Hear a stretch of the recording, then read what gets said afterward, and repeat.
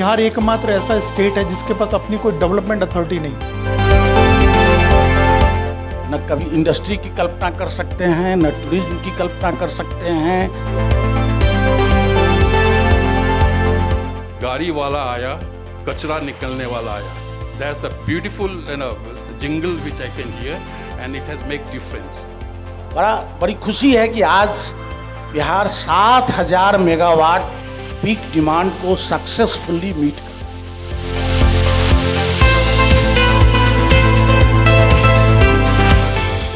माननीय सांसद ने बड़ा अच्छा कहा कि इस बजट त्रिपैती में एक सुपर थर्मल पावर प्रोजेक्ट किया है।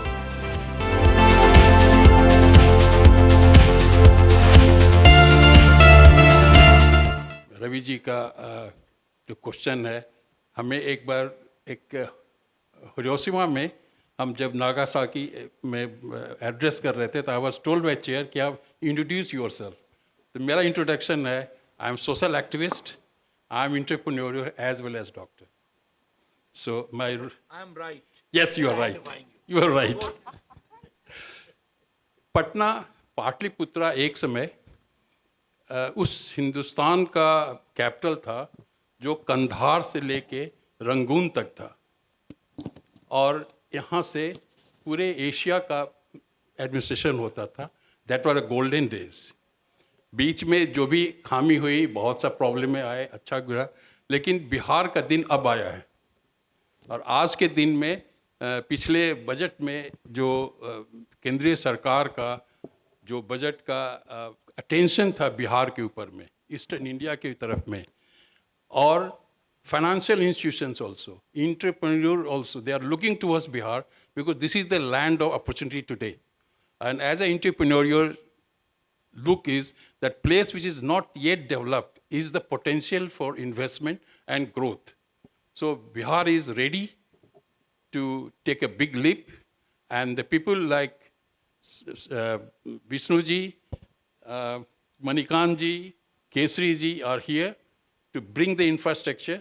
I know that what he is building, Vishnuji, I'm also part of it, and is a world-class complex. What Bihar needs, what Patna needs, first thing is the management of solid waste. Thank you, Dr. Saab. Yeah. And as I know, I have not visited, Indore is taken as the best city because someone there, an entrepreneur, had collected all the waste material and recycling it in energy. So this kachra is making wealth out of it and cleaning the society. So I give a challenge to our entrepreneurs here that someone come out with, collect these things and make it good and clean and make out of kachra a good investment. Best thing in Patna, which I see for last few years, in the morning, tingle of the gari wala aaya, kachra nikalne wala aaya. That's the beautiful jingle which I can hear, and it has made difference. My children, I was away for 17 years. My children came and again back abroad, and every time they come, they feel change in Patna. The people visiting, our friends, relatives visiting from Europe and America, they see the changes. The changes is that now the corporation works, and thanks and congratulations to our mayor that now Patna feels there is a functioning corporation. We citizens also have to learn how to be civil society. I was in Saudi Arabia, and there I have seen it that every house used to be given a packet of black bags, and there are collectors. So, and every time on the media there is how to clean your city, how to maintain your street. That sort of propaganda is going on. So I think that's what government has to do. But the rest thing, the people have to do it. We have to check challenge that my area is the best signing place in the Patna. That's how it will come. Government is ready. Corporation is ready. We have to give a challenge. So, and like that, Gaya and Rajgir, I'm very happy that I'm ahead of the government because I have started a 50-bedded hospital in Rajgir and planning in Gaya so that we can tap medical tourism from the Buddhist countries. Because in the both these countries, the tariff of the treatment is higher than even Delhi corporate hospitals. And there's a big potential I see that we can trap that. There are many disease, many procedures, we can do it, and patient out of the hospital in 5 days, 6 days, and rest 2 weeks they can go around. So that's my vision for Bihar, for Patna, and for whatever good word you have given for Ruben and for me, thank you very much. चाहे वो खुर्शीद साहब हों, चाहे doctor साहब हों, सब इस जिम्मेदारी का एहसास करते हैं और अपने कंधों पे इसे ढोना भी चाहते हैं. So this is very very encouraging and a very positive sign.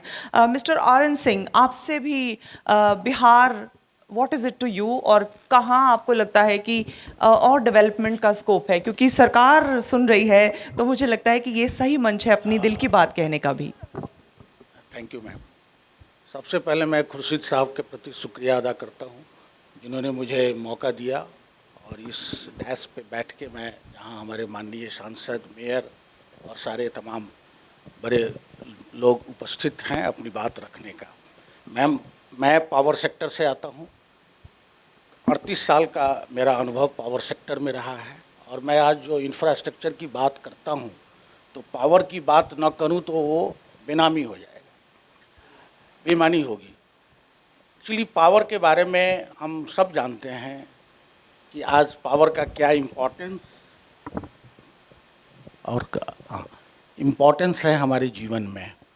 पहले हम लोग बचपन में बात करते थे कि व्यक्ति की मौलिक आवश्यकताएं 3 हैं: रोटी, कपड़ा और मकान. आज यह कहने में कोई अतिशयोक्ति नहीं है कि हमारी 4 मौलिक आवश्यकताएं हैं, उसमें बिजली भी जुड़ गया है. अगर बिन पानी सब सुन तो बिन बिजली सब सुन. तो अगर आप बिजली के बगैर आप न कभी इंडस्ट्री की कल्पना कर सकते हैं, न टूरिज्म की कल्पना कर सकते हैं, किसी चीज़ की कल्पना नहीं कर. That is the prime mover of our economy, what we talk. तो अगर बिजली की हम बात करें, और ख़ास करके मैं पैदा लिया हूँ इसी धरती पे, यहीं मेरी कर्म भूमि भी रही है काफ़ी दिनों तक, तो मैं बिहार की बिजली को काफ़ी नज़दीक से देखा हूँ और कैसे बिहार में बिजली में तरक्की हुई है. निस्संदेह अगर आप बिजली की बात करें तो पिछले 15-20 वर्षों में बिहार में आमूलचूल परिवर्तन हुआ है बिजली के क्षेत्र में. वैसे अगर नेशनल पर्सपेक्टिव की बात करूँ, चूँकि मैं सेंट्रल सेक्टर को बिलोंग करता हूँ आया, तो मैं नेशनल पर्सपेक्टिव में विगत 10-12 साल में बिजली में क्रांतिकारी परिवर्तन हुआ. जो हमारा इस नेशन डेफिसिट माना जाता था बिजली के क्षेत्र में, आज हम सरप्लस बिजली में हैं. हम लोग इस साल 250 गीगावाट पीक डिमांड मीट किए हैं सक्सेसफुली. अगर आप बाकी देखें तो आज हमारा देश 1 nation 1 grid with 1 frequency. Arunachal की बिजली केरला में जा रही है, उधर पंजाब से बिजली आप उत्तर पूर्वी में ले जाएं, उत्तर पूर्वी क्षेत्र में आ रही है. तो बिजली कहीं भी और किसी भी क्षेत्र में उत्पादित बिजली कहीं भी उसको पहुंचाया जा रहा है सुगम तरीके से. ऐसा बड़े बड़े हाई कॉरिडोर बने हुए हैं, जिससे कि आज इंटर रीजनल जो बात करते हैं, ट्रांसफ़र कैपेबिलिटी 1,16,000 मेगावाट है कि बिजली एक रीजन से दूसरे रीजन में जा सकती है. अब जब हम बिहार की बात करते हैं, मुझे याद है जब मैं यहाँ पर पटना में था एनटीपीसी और पावर ग्रिड में, उस समय 2000 के काल में 1000 मेगावाट बिजली पहुंचाने में बड़ी तकलीफ़ थी, बिजली की उपलब्धता नहीं थी. हमारा पीक डिमांड 1100 मेगावाट के आसपास रहता था. बड़ी खुशी है कि आज बिहार 7000 मेगावाट पीक डिमांड को सक्सेसफुली मीट कर रहा है. तो ये अपने आप में एक बहुत बड़ी उपलब्धि है कि हम लेके,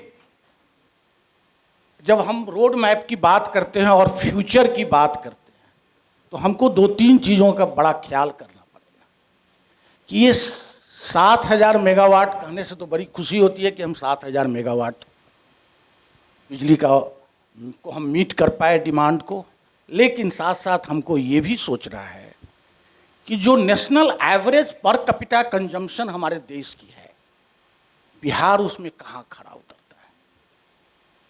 अगर आप देखेंगे तो हम बॉटम में हैं। जो हमारा national average per capita consumption है उसमें हम बॉटम में हैं। तो हमें बहुत लंबी छलांग लगानी है। अगर हम जो लोड ग्रोथ हो रहा है 7-8%, 9% के हिसाब से भी अगर देखें तो 2030 तक हमको 15,000 मेगावाट पीक डिमांड मीट करना होगा। क्या हमारी तैयारी है उसके लिए? माननीय सांसद ने बड़ा अच्छा कहा कि इस बजट में त्रिपैती में एक सुपर थर्मल पावर प्रोजेक्ट दिया गया है बिहार को। उसकी कुल क्षमता होगी 2400 मेगावाट। 800 मेगावाट की 3 यूनिट वहाँ लगने जा रही है, जो सेंट्रल सेक्टर में मोस्ट लाइकली एनटीपीसी के द्वारा लगाया जाएगा।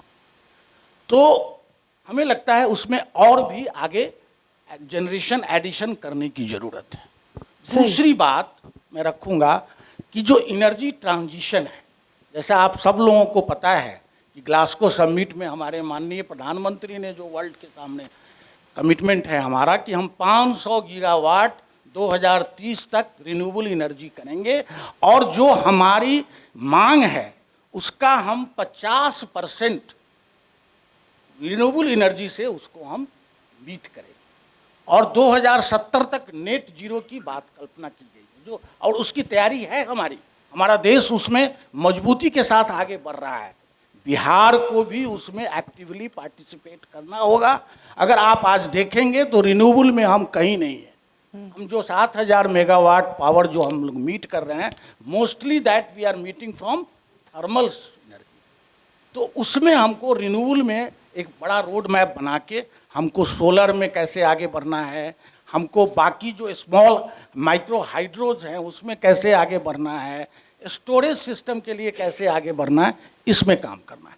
दूसरा जो अहम चीज़ मैं कहना चाहूँगा बिजली के क्षेत्र में, एक जस्ट 1 मिनट, जो एटीएनसी लॉस की हम बात करते हैं, हमको अपने ऑर्गेनाइजेशन को कमर्शियल वायबल भी बनाना है, तभी हम विकास कर पाएंगे। एटीएनसी लॉस भी हमारा अगर नेशनल एवरेज देखेंगे बिहार का उसमें बहुत ज़्यादा है।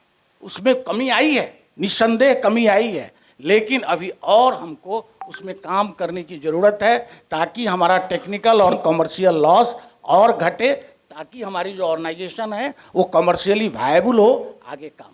ठीक है, आपने बिजली की स्पीड में सारे सवाल का जवाब दे दिया। बात कर पूरा सकता हूं, स्टैट के साथ आपने दे दिया।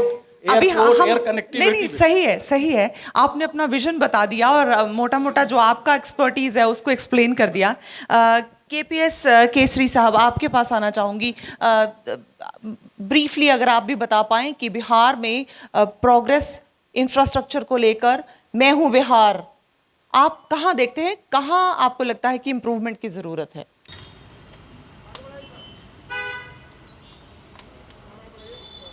अगर हम 20-25 साल में देखें तो रोड में बहुत प्रगति हुई है और आने वाले समय में और प्रगति हुई है, अभी रवि जी ने बतलाया भी।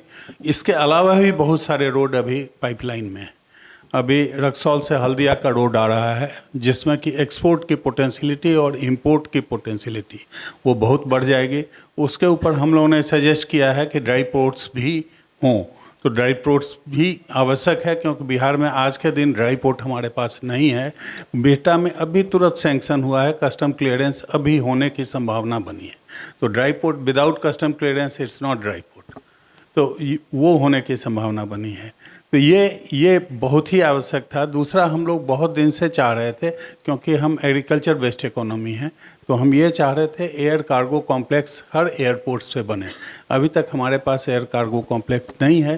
संभावना ये है कि पटना में अब with in a year time air cargo complex बनेगा जिसमें पेरिसेबल हैंडलिंग ईजियर हो जाएगा, हम एक्सपोर्ट कर सकेंगे फ्रेश प्रोड्यूस को, तो उसकी संभावना बहुत बढ़ जाएगी और इकोनॉमी हमारी अच्छी तरीके से बढ़ पाएगी। अभी बिजली पे एक बात उन्होंने कही है, just a second for that. Electricity में 3 चीज़ इंपॉर्टेंट होता है, क्वालिटी, क्वांटिटी एंड प्राइसिंग। हमारे यहाँ की प्राइसिंग बहुत हाई है, रीज़न बीइंग कि हम सारे एनर्जी अपनी परचेज कर रहे हैं, हमारा अपना कोई प्रोडक्शन नहीं है।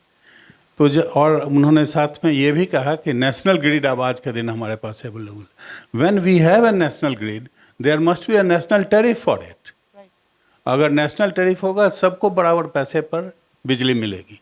तो ये एक मेरा सुझाव था, आगे ठीक फिर है, बात करेंगे। ठीक है, फिर बात करेंगे। मिस्टर मणिकांत जी, आपका भी एक क्विकली इसी पे चाहूंगी इनपुट की बिहार और पटना को लेकर इंफ्रास्ट्रक्चर के रोड मैप को लेकर आपका क्या विजन है, अगर ब्रीफली आप बता पाए।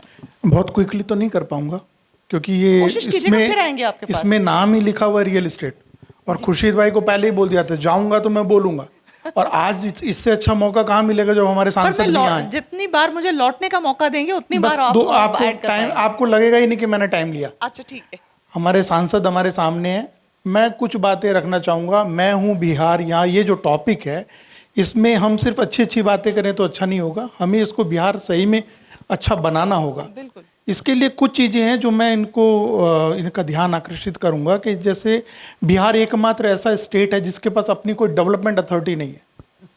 कोई डेवलपमेंट अथॉरिटी नहीं है पूरे बिहार में। पटना डेवलपमेंट अथॉरिटी नहीं है। हम म्यूनसिपल कॉरपोरेशंस पे डिपेंड हैं डेवलपमेंट के लिए, जबकि म्यूनसिपल कॉरपोरेशन डेवलपमेंट के लिए कहीं नहीं है पूरे वर्ल्ड वाइड, इवन इंडिया में भी। हमारे यहाँ पे डेवलपमेंट की कोई प्रोग्राम या कोई स्कीम्स बन ही नहीं सकती हैं क्योंकि यहाँ डेवलपमेंट अथॉरिटीज़ नहीं है। दूसरी बात ये कि पटना जैसा कैपिटल होने के बाद भी यहाँ पे मास्टर प्लान तो आ गया, 10 साल हो गए मास्टर प्लान को आए हुए, उसका कोई जोनल प्लान नहीं बना। Without zonal plan master plan का कोई वैल्यू नहीं, कोई अहमियत नहीं है उसकी। हम हमेशा बनाते हैं, कभी बनाया कभी ड्राफ्ट रूप में रह गया। तीसरी चीज़ ये है कि हम लोगों ने एक सर्वे किया था builders association of India, CREDAI ने हुडको के साथ में। तो जैसे ही रियल इस्टेट की हम बात करते हैं, कोई एक मिडिल क्लास फैमिली, अर्बनाइजेशन की बात करते हैं, कोई मिडिल क्लास फैमिली जब आती है, एक मिडिल क्लास फैमिली के बसने से 6 EWS मतलब इकोनॉमिकली वीकर सेक्शन की फैमिलीज आती हैं। ये बिल्कुल फैक्ट है। मतलब एक अगर कोई मिडिल क्लास फैमिली बसेगी तो 6 कम से कम EWS के लोग आएंगे, मतलब इकोनॉमिकली वीकर सेक्शन आएंगे। दूध वाला होगा, रिक्शा वाला होगा, ऑटो वाला होगा, मतलब आप इस तरह के ड्राइवर होंगे, आपके घर की मेड होंगी। तो उनके लिए हमारे यहाँ कोई व्यवस्था अभी भी नहीं। दूसरा, रियल एस्टेट का बिहार में पटना कैपिटल होने के बाद भी स्टेट का कुछ भी स्टेक नहीं है। स्टेट कुछ भी नहीं देता रियल एस्टेट को, ना रियल एस्टेट में इनका कोई हाउसिंग की कोई प्लानिंग है। तो हम लोग इस चीज़ पे हम लोगों को ध्यान देना चाहिए कि हम एक डेवलपमेंट अथॉरिटी बनाएं, हम इसका मास्टर प्लान बनाएं, और जितने भी अर्बन लोकल बॉडीज़ हैं उनको एम्पावर करें और वहाँ सेंसिटिव लोगों को बिठाएं। सही। आई मीन सेंसिटिव मतलब ऐसे लोगों को बिठाएं, घर आवश्यकता है लोगों की, और उसको पैसे बनाने की मशीन नहीं समझे कि कोई डेवलपर है। यहाँ पे ऐसे डेवलपर हैं भी नहीं। बिहार में जो रियल एस्टेट का काम कर रहे हैं वो बहुत छोटे डेवलपर हैं, बहुत छोटे लेवल पे काम कर रहे हैं। तो उनको बड़े सिंपैथेटिकली देखने की ज़रूरत है और बहुत सेंसिटिव होने की ज़रूरत है। ठीक है, Thank you. Sensitive Thank you. होने की ज़रूरत है। विष्णु जी, आपका भी इनपुट ले लूँ, उसके बाद हम ज़रा जो कहते हैं ना जिक्र और फिक्र की तरफ फिर से बढ़ जाएंगे। Thank you. First of all, I want to welcome our honorable member of parliament, Mr. Ravi Shankar ji, Sahu ji, our mayor, and welcome. Rather thanks to Khurshid ji for organizing such an event and other dignitaries present over the dais. Very quickly, I am going through. We are concerned with Bihar, और जैसा कि topic है building Bihar, real estate and road. A lot of things are talked about real estate and road. I will drag your attention, sir, towards the water transportation particularly. It's a new issue and it's a very challenging also. Bihar is very faithful to have rivers like Ganga, Koshi, Punpun and Mahananda. And there is a 22,525 kilometers Ganga is stretching. Koshi 729 kilometers, Punpun 200 kilometers. Vishnu ji, opening remarks, फिर आती हूँ आपके पास detail के लिए। ठीक है, मैं किस पर बताना चाह रहा हूँ जी। मैं बिहार के संदर्भ में बात कर रहा हूँ, और जो मैं ये बताना चाह रहा हूँ कि water transport, that is the cheapest mode of transportation available for any country, और लॉन्ग डिस्टेंस ट्रैवल भी यहाँ बहुत ईजिली किया जा सकता है। दूसरा क्या है, इन्वायरमेंटल फ्रेंडली है, और इसका फ्यूल एफिशिएंसी भी है। तो we have done lot for road and buildings and electricity. Why you see Patna or Bihar, Patna is a linear city and Ganges is along with Patna throughout. So why can't we explore water transportation?